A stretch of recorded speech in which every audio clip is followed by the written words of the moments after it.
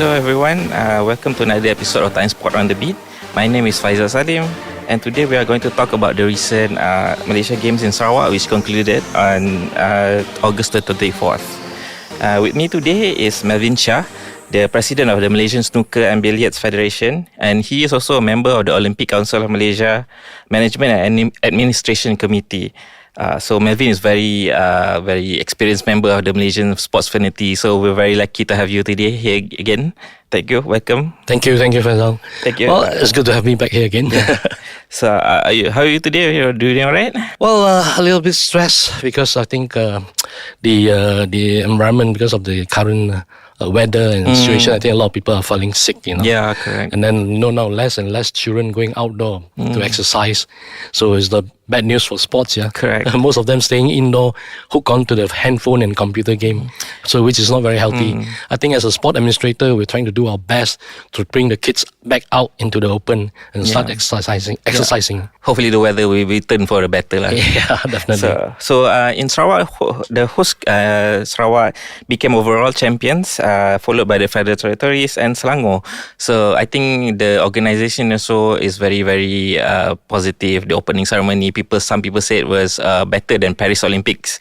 But post Sukma, there's been talks about turning it into a more of a national games, getting rid of the under 21 age limit. So, as a sports administrator, Melvin, I'm very curious about your thoughts on this. Well, obviously, I have a lot of comment about this. First thing is let me congratulate Sarawak for successfully hosting the Sarawak Sukma. I think it's one of the best. As far as the opening ceremony is concerned, it's very impressive.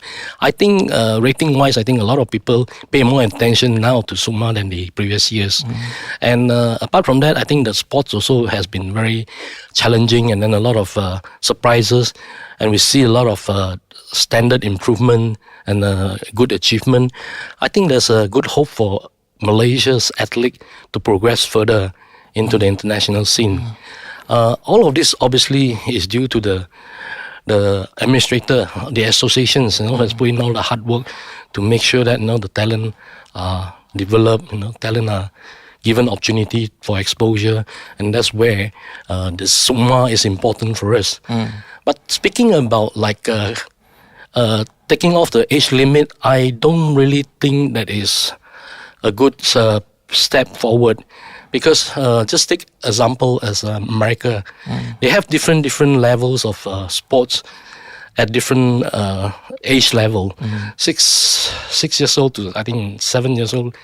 They have kids who go to preschool and kindergartens, and then from 7 to 13 is where they go to the standard. And then mid school, but all of this they have a program, in. I'm sure you heard of NCAA and all this. NCAA more for the university, and for the student to continue their career. Those are the college level, the university level that provide them the opportunity, the scholarship to progress.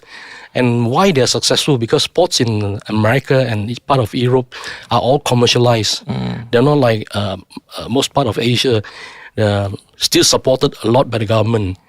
When the sport don't turn commercialized, then you are always relying on the government to give you funding to sort of develop the sports, which is in a way for long run is not very good, because some country like us, we have a period when the minister change, then there's a different kind of idea or different kind of legacy that they want to create.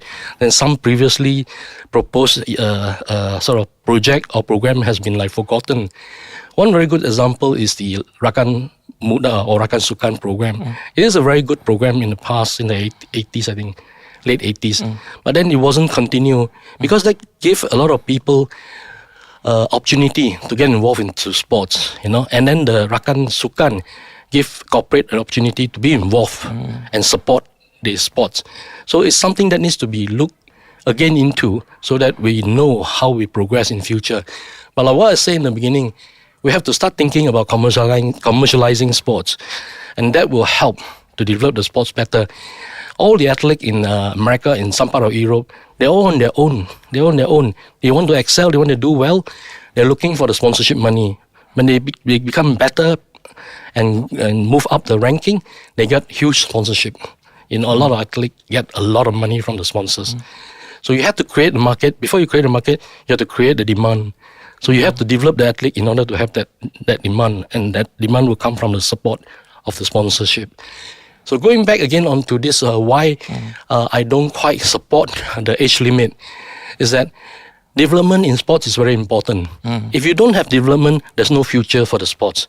So every time we have to start thinking about developing the sports, bringing new talent into play.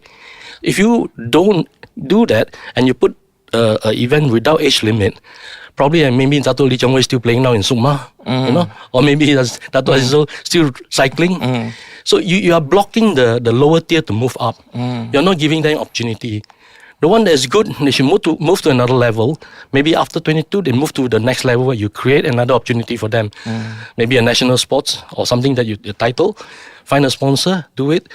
Create another level so that the people who is piling at the bottom can move up. It's just like a pyramid. And the top of the pyramid is the pinnacle where all the top tier is. If it stay there forever, nobody at the bottom can move up. So what you're saying is leave Sukma as it is for the talent development for younger talents under 21. Yes. But then after that, 22 and above, you create something else like a National Malaysia Games for the senior talents so that they have the opportunity. The age and above, because just like I said, in America, they have the NCAA, there's so many things in there. People can go in and excel from there, and then corporate games can be created from there. There are so many other opportunities that you can work on to create room for these people. But if you don't focus on development, then I think we will stuck somehow another few years in the future that you don't have people to replace if somebody at the top suddenly fell off. So I think it is something that is important to consider. You brought up a very interesting point about commercialization and also the NCAA in the US.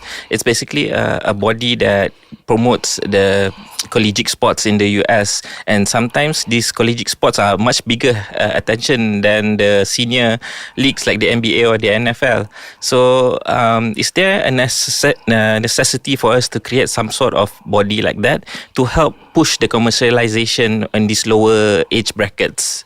Yes, definitely, because it has to create the interest in there. When I say commercializing sport, that means you are creating value in sports, and when you create value in sports, then it become a asset, a property. Then people would like to invest in, like in Europe, the football team are owned by the companies, and sometimes and they are also in the share market, stock market, and things like that. So there are programs that you need to create, but because government's hands are tight, government has limited, correct, what do you call that? The free hand to do certain things, and it's always governed by the public and what you do. You're using public money, So it is best to move it to corporatize it, to move it to the commercial sector, so people have a free hand. Company is willing to invest. There are private school. There are lack of sports school in the country. At the moment, Bukit Jalil, and that is where everybody knows. Other than that, I think nobody know where to send their children to if they want their children to excel in sports. You only rely on their school days where they're still in school.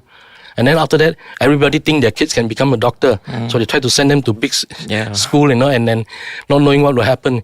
You have to understand that at that level, you have to decide, that when the children are young, you have to decide for them what not to say that identify what they will be, but decide for them what they are good at. If a kid is good in sports, then he's good in sport. If the kid has such special talent in performing arts and things like that, or a different thing, then you should encourage him to go into like acting or singing or whatsoever. Once you identify that, you find that it's much easier to have a kid in control, because when children are young, they have no direction. You decide what your children wants to be.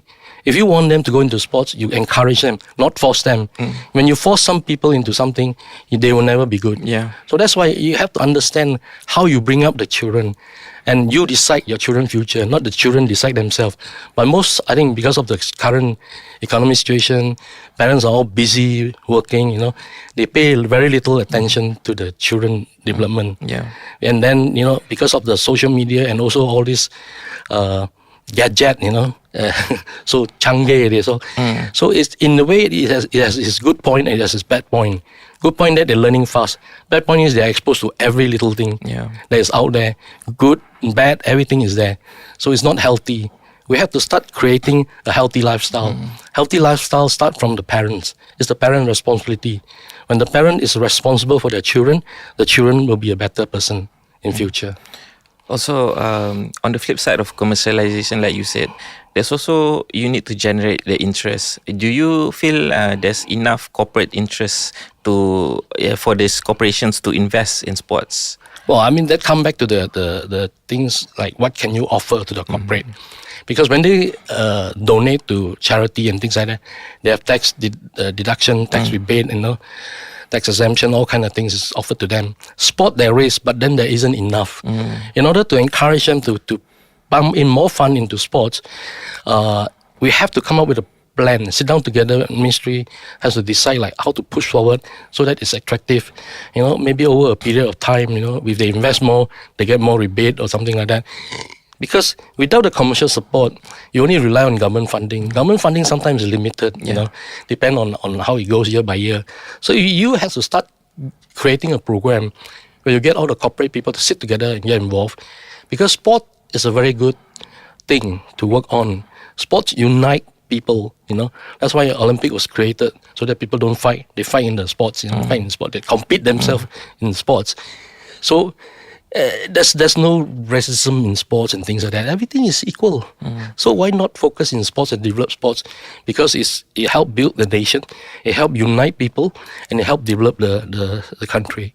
So I think it is something that they should sit down together and plan about this, and so that we can really talk to the corporate to start involving themselves into supporting sports in the country. Yeah, we need to create incentives for the corporations for them to pump money, because investing in sports is not cheap as well.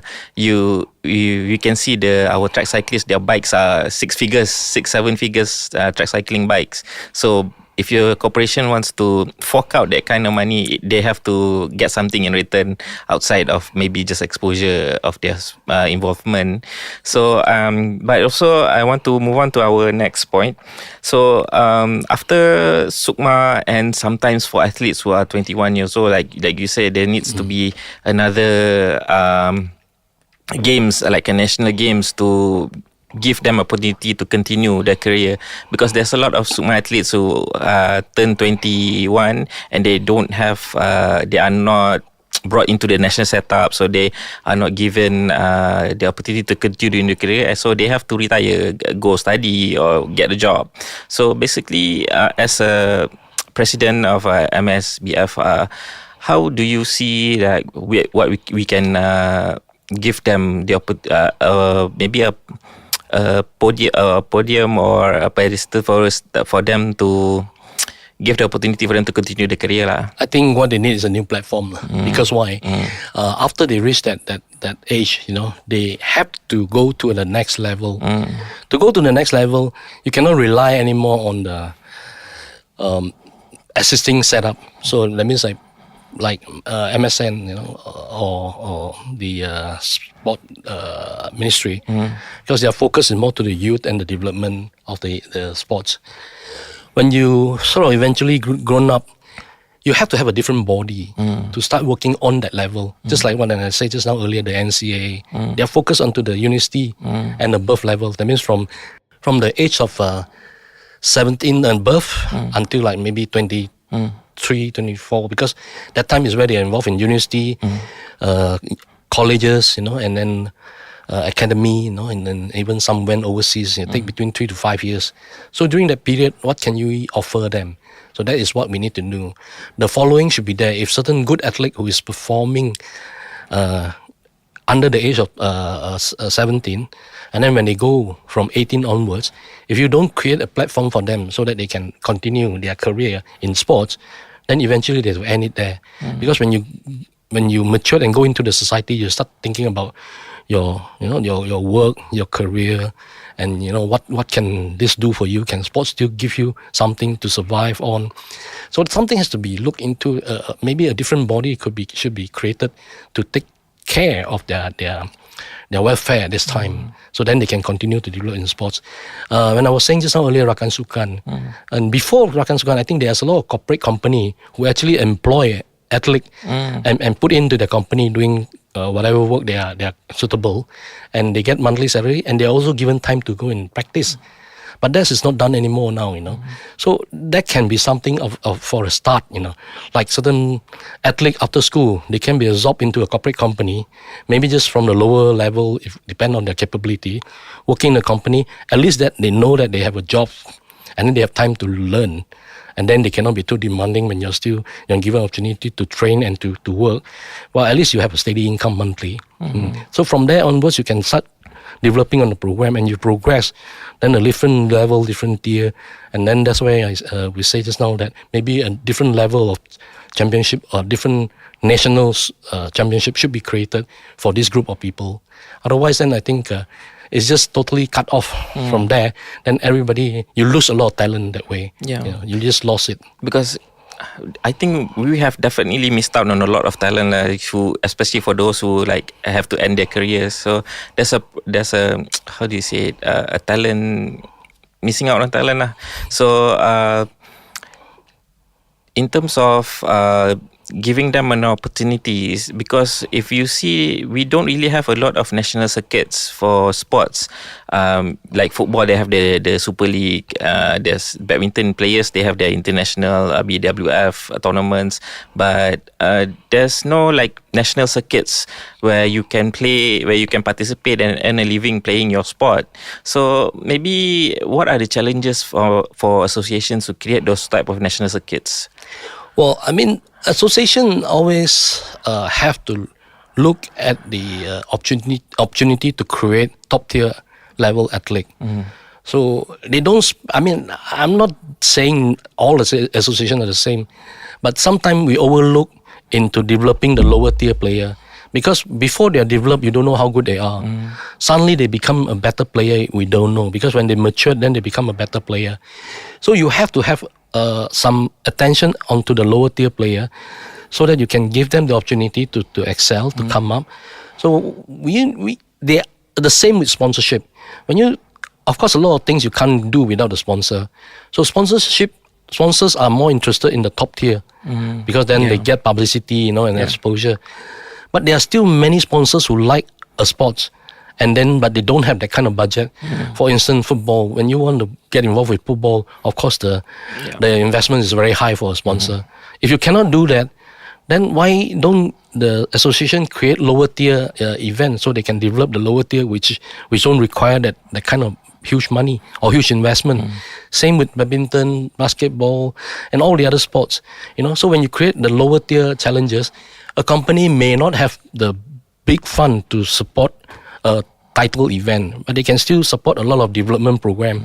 In golf those days, they have the development tour, they call it. They have the challenge tour, and they have the main tour and the pro tour.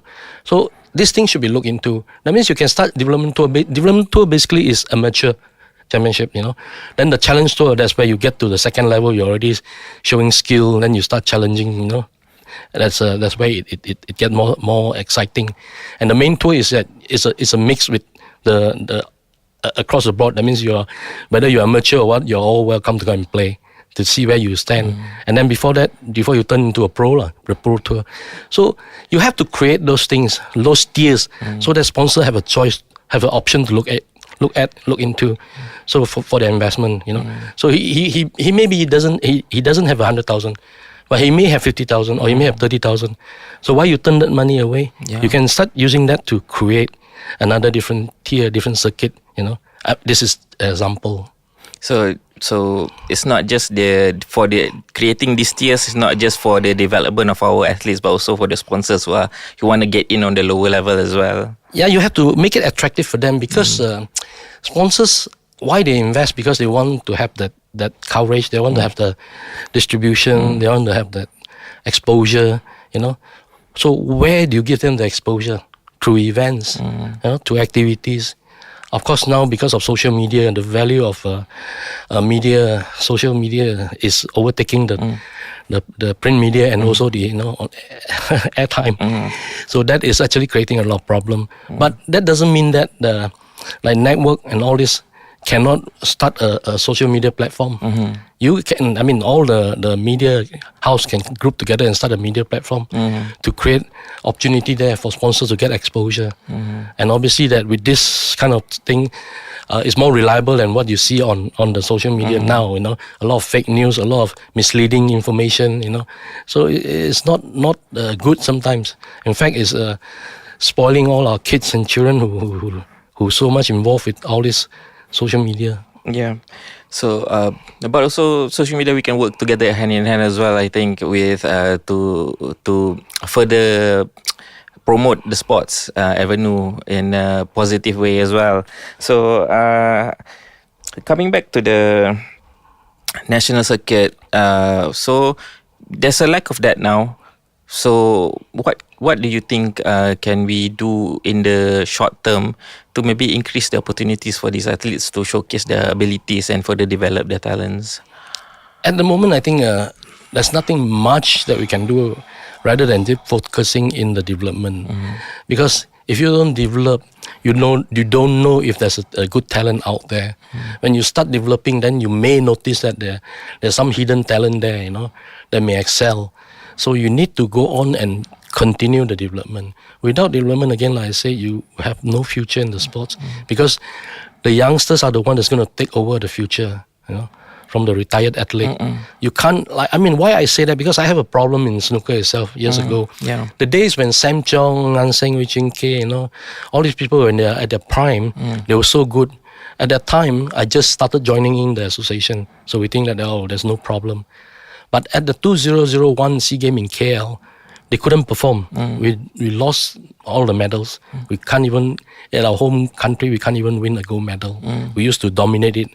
So what happened then is started thinking, I started a program in 2002, 2003, a development program where young athlete were taken into the program, and we start developing them. There are people like Mo Kin Ho, To Chuan Leong, Lai Chi Wei, all these people who is into the program, and that's why they're still delivering right now medals, because the program was started. It takes about 3 to 5 years to get them ready. So when you get them ready, then we have to continue. Unfortunately, my program was cancelled in 2012. So from there, 2012 until now, probably 13 years now, there's no program for us for development. There's no training center for us. They are not involved in any program at the moment with the National Sport Council. They are not on an ad hoc basis. They are also nothing. They were only given allowances when it's coming to the SEA Games, and I have to go and talk to them and to ask them if they can help to participate in the event. So in simple words, I don't have athlete at the moment. I have to go back to my old athlete and ask them, because they're all working out there. They're all working their own job. So I have to talk to them to help, ask them to help. The lucky thing for me is that I'm quite fortunate because they work in a snooker center.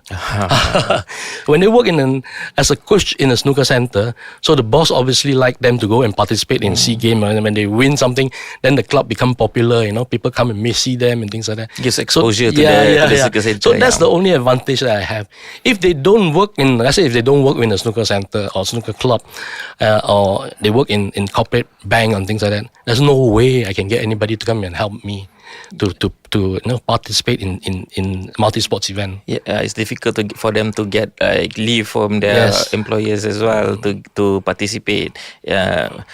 So let's zoom in a little bit more on the sport of snooker, and billiards. Like you said, their development program is being cancelled in 2012, if I'm mistaken.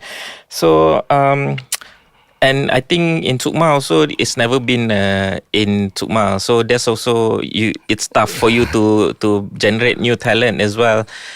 So for the sport of snooker and billiards, so what do you need right now in terms of maybe progressing it further in terms of talent? Well, when I first started joining the association, the national association, I was already thinking about how can we get the sport into Tsukma. So we check, and then we must have enough states to support it. Minimal participation is from 6 countries, 6 states. Sorry, 6 states. So with 6 states, and because snooker all along has been considered like a unhealthy sports, because it used to start off in the parlor, but they don't look back. Actually, it's the game for the people who's affordable. It started off in all the members club, or Selangor club. They have it in the members games room and things like that. So when later when snooker becomes so popular and commercialized, then you see center opening outside everywhere. And during the early era, it's like a nightclub instead of a snooker club. It's dark, it's smoky, and then the image that give people is so unhealthy. But that's all gone now. Now after the millennium, the 20s, all the clubs are clean, open up and clear, and some center also has no smoking. So the image already has changed. But as an association, we struggle so hard to try to, clean up the image, and there is still a lack of understanding and lack of support in this sport. So because of that, it created the lack of interest for corporate to be involved. I spoke to banks, I spoke to big company to sponsor the club, to sponsor the association for development. But they all turn away. They say, oh no, the image doesn't suit us, The corporate image. They have to take care of the corporate image. So what it takes to change it is to create a champion.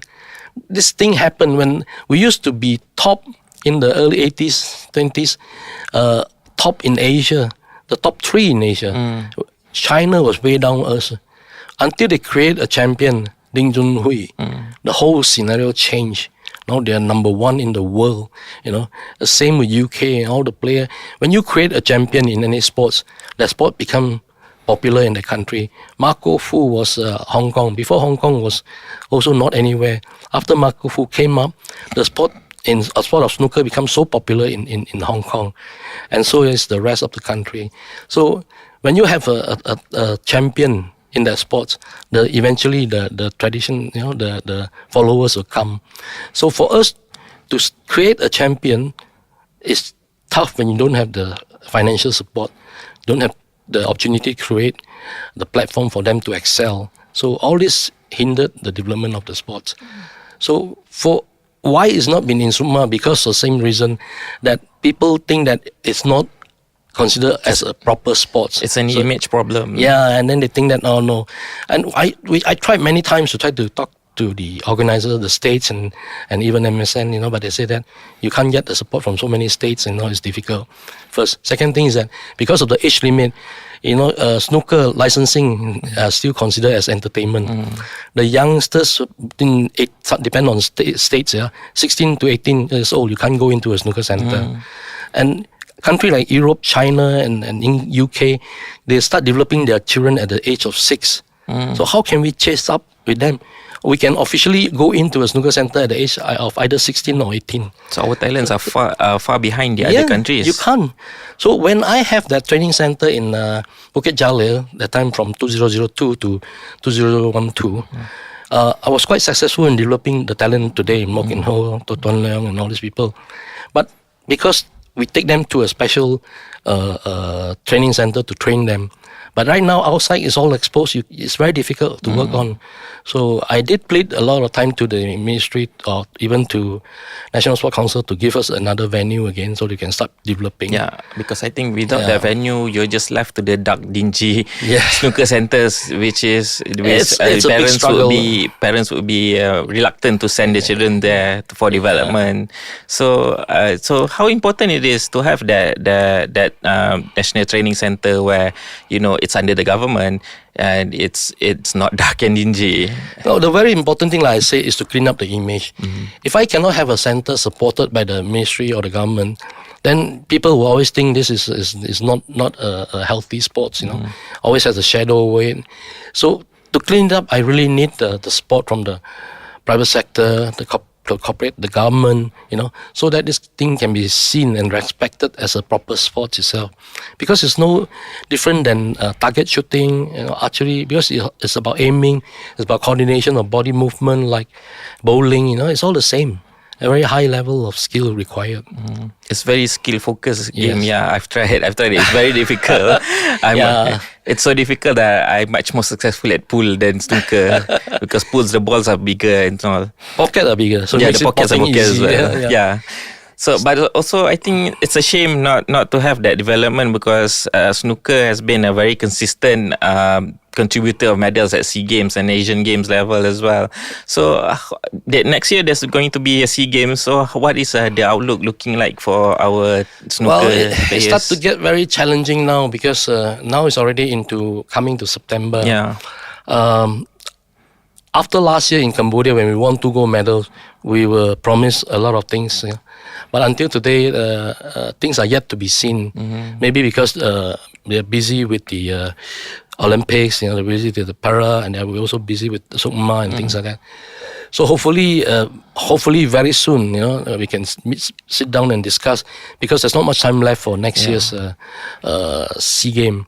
And with the assisting athlete that I have, probably it will last only for another 1 or 2 more SEA Game, and after that I'm not sure because, and also when these people are like giving up and then doesn't want to participate, I have no talent. I only have standing by, which is average athlete. So that is what I'm worrying. Are you able to reveal what you were promised? No, I mean, obviously, ministry won't or National Sports Council wouldn't give a commitment at the moment. We have to sit down and discuss and go towards the right direction on the development and things like that. But snooker sports is only individual talent.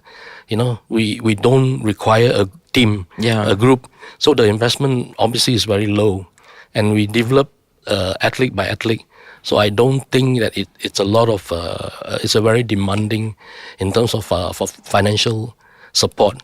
So it's a sport that I think is easily developed with less contributions. Okay. I think that's all the time we have today. Thank you so much for listening to Timesport on the Beat. I'm your host Faizal, and our guest Melvin. Thank you for joining us. Sure. We hope you enjoyed our session. You can listen to the podcast on Audio Plus, Spotify, and Apple Podcasts. Thanks again. Thank and you. I hope you guys join us again. Yeah, thank you. Thank you.